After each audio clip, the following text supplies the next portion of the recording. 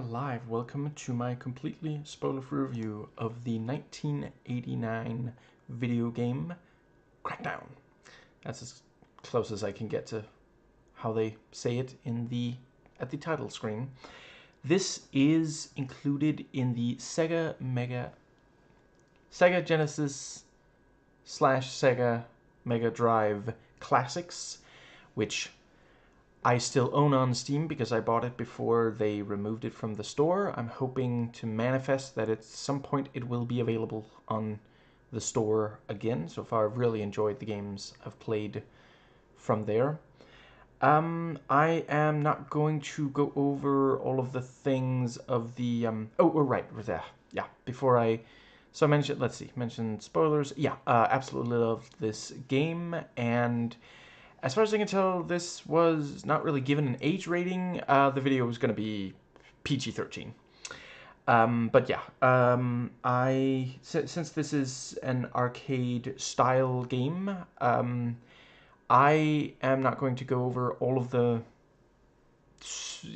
stuff that's common to those. I will simply direct you to my video on, I cannot believe I'm blanking on the name of it,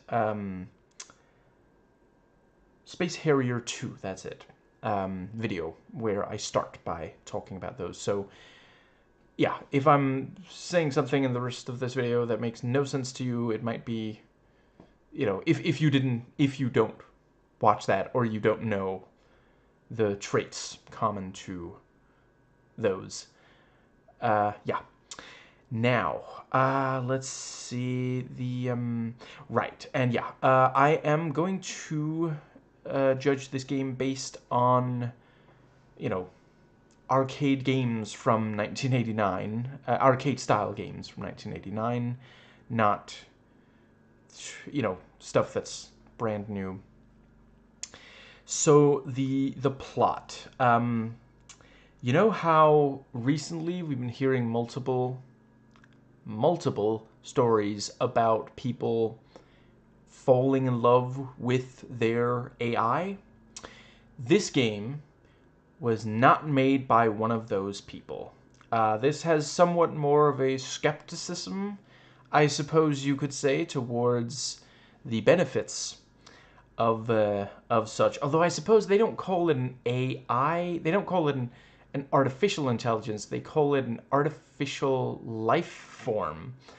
But best I can tell, that is essentially what they're going for here. But yeah, there's a, there's danger relating to it. And yeah, you can play this solo or co-op with one other person, and either way, one or two people going around trying to stop this thing. And let's see. So yeah, this is a top-down shooter.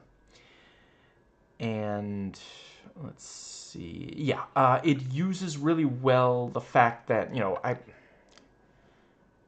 I've said it before. Sometimes I just think, it's not always the case, but a lot of my favorite games are 2D. The fact that there are only 2 dimensions to keep track of, yeah, just means that you and in this case, you don't even have, there's no such thing as, like, jumping puzzles, either. Which, to be clear, for those who don't know, I love jumping puzzles. Platformers are my, original, like, the first genre of video games I fell in love with. But yeah, originally 2D. I do love some of the 3D ones as well. But the, yeah, here it's genuinely, you are, you are shooting and avoiding being hit, and there's, like, traps and such. Now, yeah, so there is not much to say about, like, characters, like, basically just, yeah, the 2 agents, Ben and Andy, these 2 agents did not score the rules of attraction, but they did, work to save the world, so It's pretty good too, I guess. But yeah, there's not really anything in that. Like, there's a villain character, Dr. K, and he's fond of laughing maniacally whilst staring at Ben and Andy on a screen, in his workplace. So that's about it. Now, let's see. I think that does.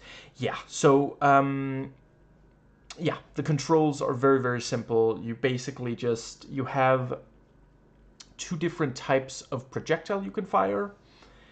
And then also you have this, like, is it a smart bomb? I got a little lost in but yeah. There's a bomb thing that, yeah, it will, there's a bomb that kills everything that's on screen. And then, the two projectile types, one of the keys is just for switching between those, and the last, and then there's a button for just shooting. And, basically you have, like, there's this, like, I think it's supposed to be like a rocket, which is obviously fairly powerful. And then, if you have that equipped, and then you press the button to cycle through the ammo, ho, ho, ho, now you have a machine gun. And, yeah, basically, you can shoot in any of the four directions. You can also shoot diagonally. You're going to want to master the diagonal shot. If you are right next to a wall, you can hug the wall, because walls need love too. And it's also very beneficial if you're being shot at, which in this game happens. And yeah, you can even crawl along the wall, which it's slower, but it also means you can't be hit by a projectile. And I think that more or less covers. So yeah, you are going around, there's a bunch of enemies. I think it is hypothetically possible to shoot them all. You're not necessarily going to want to do that. Some of them just respawn, like, a lot. And some of them you can just get past without, having to... And time is not always on your side in this game. Yeah, other than that, you got to watch out for traps. And the... I thought they did a good job. Like, it does do the thing of, oh, wow, how was I supposed to know that kind of thing? But, once, yeah, the emulation here allows for rewinding and saving at any time. That helps a lot. But, yeah, they do this thing where a lot of the traps, you're really only going to fall for each type once. And then after that, you may not immediately be able to tell, okay, how do I avoid triggering it though? But, you try out things and get to a place where, as far as I can tell, there's no, like, randomized, the enemies seem to spawn where they spawn, and, the traps, yeah, I never... any time that I triggered the same type of trap more than once, it was because I wasn't paying close enough attention, or I was, like, overwhelmed by enemies and accidentally stepped at a place where I, was like, oh, right, I wasn't supposed to do that. But yeah, you are going around these, a bunch of different facilities, and each facility, you have to find these, or you have to get to, at least one, yeah, there are multiple, I forget if there's always multiple, but there's always at least one place where you have to plant a bomb, and you have to, they do this really wonderful thing that because I think they knew that the game would be just like, if they didn't include it, there would be a dramatic volume of angry phone calls saying, "What did you do with this game? My kid just picked up the console, threw it through the TV, then threw the TV out the window, and it landed on a pedestrian. We live on the 12th floor. There's a lawsuit." So they decided to add a mini-map, which tells you exactly where there are bombs to place, even if you've already, it will even, like, there's these little blinking dots on the minimap. That means there's a place to place a bomb, and you haven't placed the bomb at the bomb placement place yet. Which, yeah, big fan of those multiple decisions they made there. And yeah, other than that, the map shows walls, but not enemies. And yeah, that's really good, because these levels, like on the IMDb, on the IMDb page for this, right under the title, where it has like plot stuff, it has the word labyrinthine, and that is very true. I don't know how much you talk to the Minotaur, but I can tell you, he played this. He was very impressed. And obviously the fact that there's a minimap means that it's not as much of a, like, you don't have to really strain yourself that much necessarily. But do note that some of them you genuinely have to I recommend just like maybe pausing and like running, putting your finger on the TV screen and like trying to trace, okay, what direction should I go to get through? Because there are some levels where you're gonna need that. And even with doing that, yeah, because of enemies, traps, time limit, it's still like straining. This is one of those games where they really tried to push the challenge as far as it would go without snapping the player's patience. And yeah, fantastic enemy design. At the very start, it looked like, oh, humanoids. I couldn't tell you exactly if they are human or like robot, but early ones tend to be humanoids. But then they start including like robots that are definitely robots, or I guess possibly like drones or something, but ones that are not humanoid, and creatures of some kind. And just, yeah, they really, this is a and I swear I'm not just saying that, because the most recent one I played was the 1989 Teenage Mutant Ninja Turtles arcade game, which I love, but, if you did watch that video of mine, you may recall I did note enemy design, that there's not a huge amount of variety necessarily.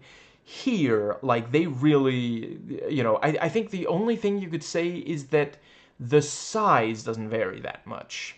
That's pretty much the one thing, and yeah, I don't think that's a big problem.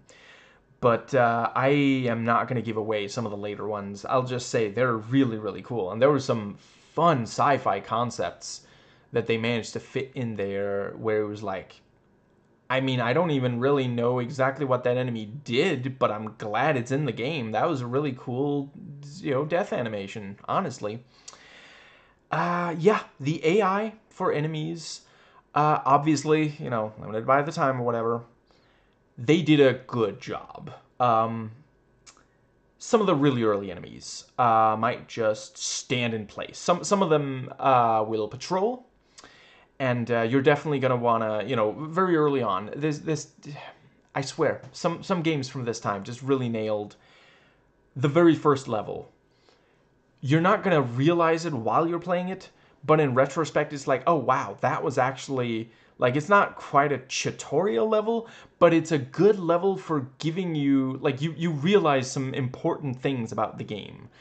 You know, like it's difficult enough to separate the wheat from the chaff, but not so much that, like, you know, genuinely, if you, you know, yeah, whether or not you find the very first level very frustrating is going to determine whether or not the rest of the game is for you, you know. And yeah, they have this thing where right there at the start, there are enemies that stand very close to where you're going to be moving, and then there's other enemies that are standing a little further away. And yeah, if you get really close to one of the ones that say, yeah, they might have time to shoot you before you have time to shoot them or get to a place where you can be safe from them. So you may want to try to get past the ones that are standing a little further away, you know. You're really going to want to memorize the movement patterns of some enemies, which, again, with the time limit, can be, you know, you're not going to want to spend forever just standing and watching, but some of them, they move a little bit too much for you to, you know, because, like, a bunch of enemies really just have to get very close to you, and they're more dangerous up close than you are, especially because there's more of them than you.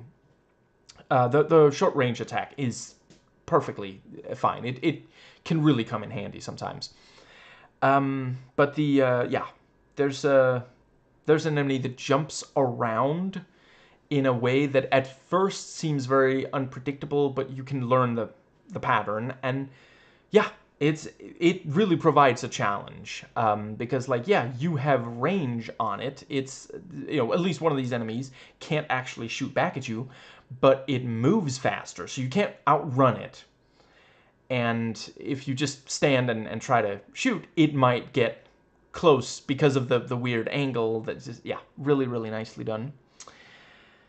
Let's see. The game is entirely linear, which also allows it to be very focused.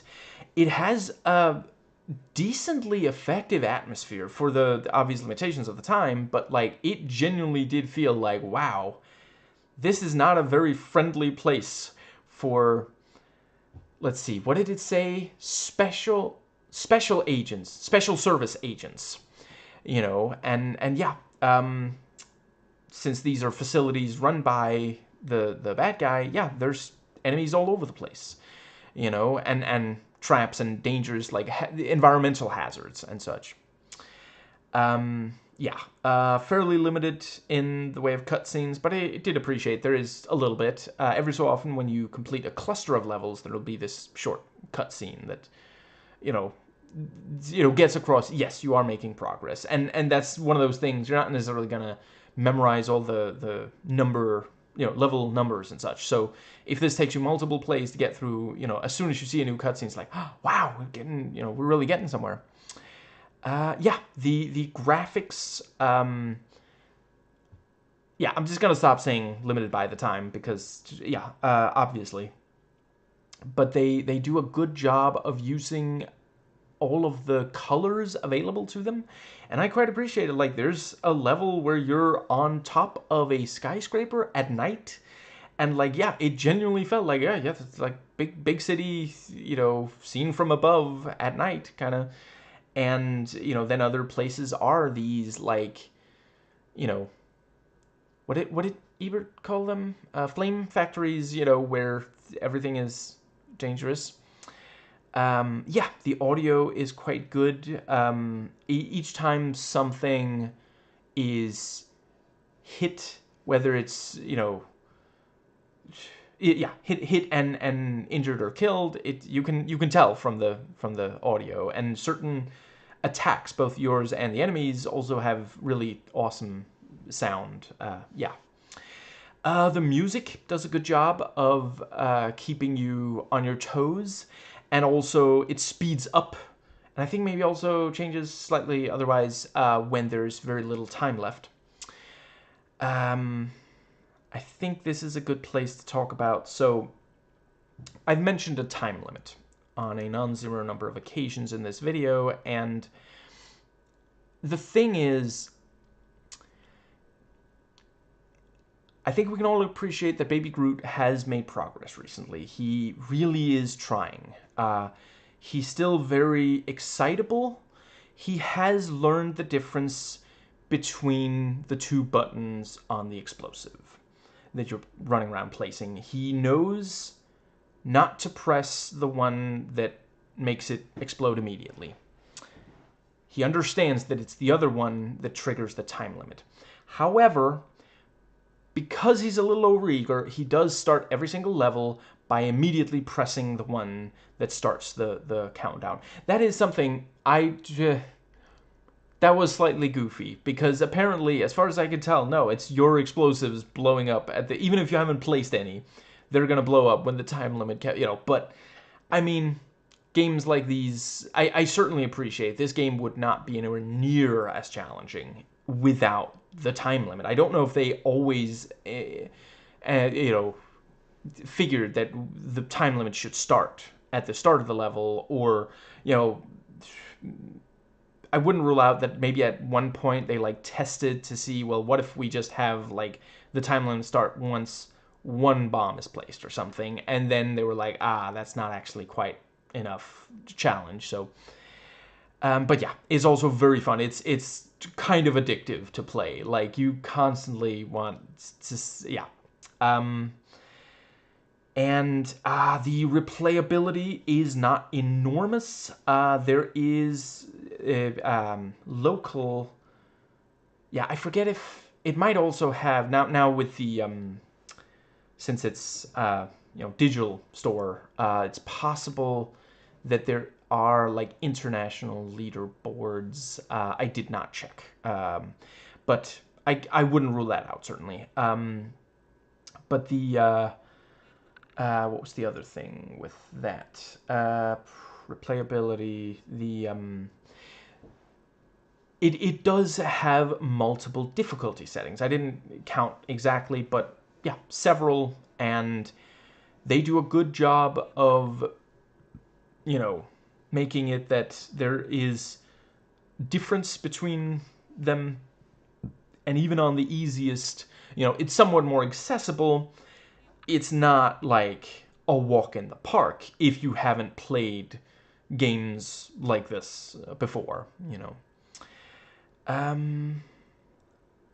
Right. Not much to say about setting that I haven't already. They say it's the start of the 21st century, which I guess means it's right around the corner. Isn't that where I think, or possibly did already happen in some other part of the multiverse? The level design is phenomenal. I am very impressed by how they managed.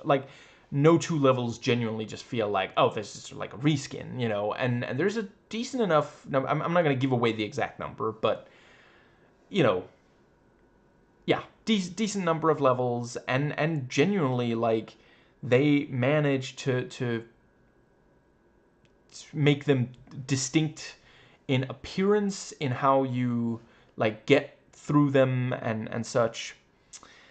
Let's see, and yeah, puzzle design. Overall, there's not a huge amount of real puzzles as such. It's mostly just, you figure out how to get past the area, as far as it's more tactical than puzzle. But there are a few puzzles, and I don't think I want to give away. I'll just say at least one of them, I found myself doing something that before I tried, I kind of just figured, I saved before doing it, so, might as well. I tried it, and it was like, okay, didn't think that was going to work. Felt like it probably wouldn't. Felt a little self-destructive, honestly, but, yeah. It's one of those games where the puzzle solution is something that you wouldn't necessarily think, yeah. And, I did not play this in co-op, but, it seems like it is split screen, and I could see how, this could be, certainly there are levels where I was like, okay, yeah, this makes a lot of sense for, two people, maybe one of them is, laying down suppressing fire, whilst the other one is trying to work on something where you maybe don't want to have to deal with, yeah. I think that pretty well covers it. I'll just very briefly say, so I've mentioned some, yeah. I've mentioned there's environmental hazards. I already mentioned flames. There's also flamethrower enemies. And I love the decision that the flame builds a little. So if you made the mistake of going too close to a flamethrower enemy, you get to watch as the flame gradually moves to, because you might immediately start walking away. That's not necessarily going to be enough. The flame can move faster than you, so you get to spend several, not like a huge amount of time, but maybe a second or two just watching the flame move towards you as you try to run away as fast as you can, and it catches up to you, and just, yeah. Like I said, you're not necessarily going to make that mistake twice. But then we have also electricity and moving platforms of various kinds. There's these, like, what are they called again? Right, the tall building that I mentioned. You could fall off that sucker. And there's one place at least where there's like the floor is like weak, and I appreciate you can see from looking. If you see like what's it called? Crack in the surface. Yeah, don't get too close to that. It's gonna collapse under you. Let's see that.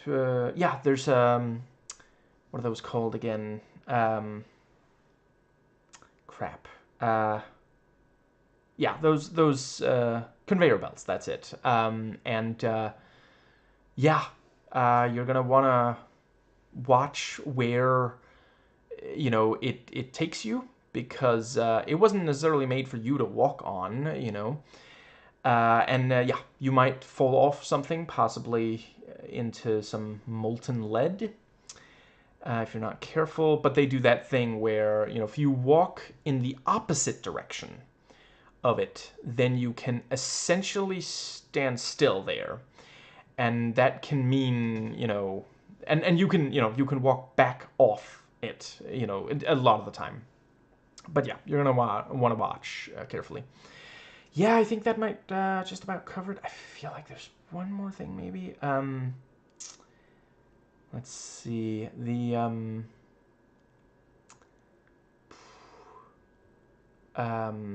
Right, so it's not like some huge thing, but I do appreciate that, even though the countdown is not like huge enormous, yeah, when you reach the exit of a level, which you also got to do. It's not enough to plant all the bombs. You then got to get to the exit, and it might be guarded.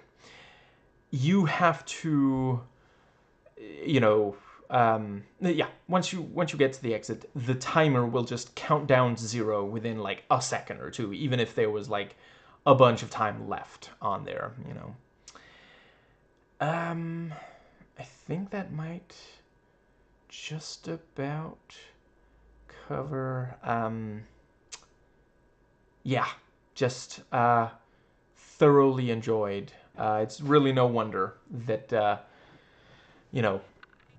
this was picked for emulation for this. Yeah. There's not an awful lot to say about the ending of the game. I'll just say, yeah, it was satisfying. And there's a real sense of accomplishment. And a distinct closing image before the end credits start, which I quite appreciated.